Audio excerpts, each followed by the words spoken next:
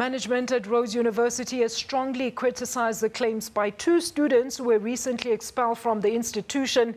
The students claimed that they were expelled for their participation in the anti-rape protests at the university last year that saw hundreds of students shut down the institution in protest against what they called an institutionalized culture of rape at Rhodes.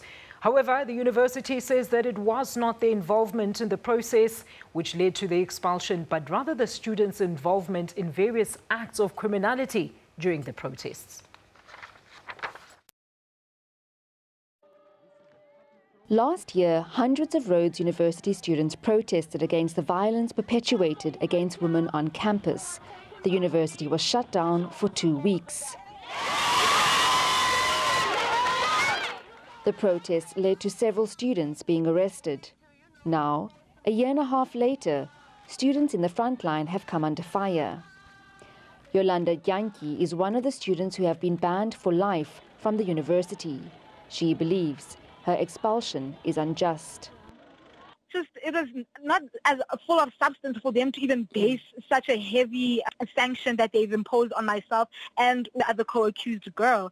And for me personally, I just find it ridiculous because I've been excluded, but I haven't even testified. I haven't been given a chance to get my side of the story. They just said that, the evidence is enough and this thing has to be concluded. Rhodes University maintains that the two students that were expelled were not expelled for partaking in the protests that happened in April last year, but rather for the charges laid against them, which include assault and kidnapping. The institution also believes that the students have not been entirely truthful about the outcomes of the internal investigation.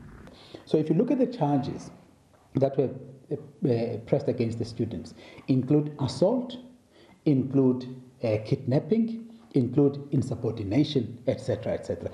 Nothing to do with the protest itself. In fact, we as a university, we take a particularly dim view against any attempt to masquerade and to cover acts of criminality or illegal acts under a cloak of a protest. Disgruntled students also took to social media to express their dissatisfaction, claiming the university protects perpetrators in an attempt to protect the image of the institution.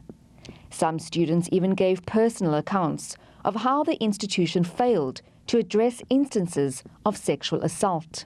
You have got 3 students this year only who have been expelled from the university. Let me explain. 2 of those students, contrary to what has been peddled out in the public space, were expelled permanently after being found guilty of rape.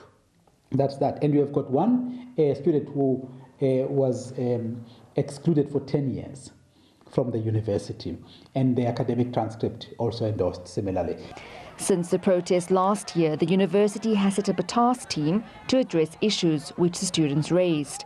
The university has also called on students to partner with the institution in combating cases of sexual violence. Jade Lee Paulser, SABC News, Grahamstown in the Eastern Cape.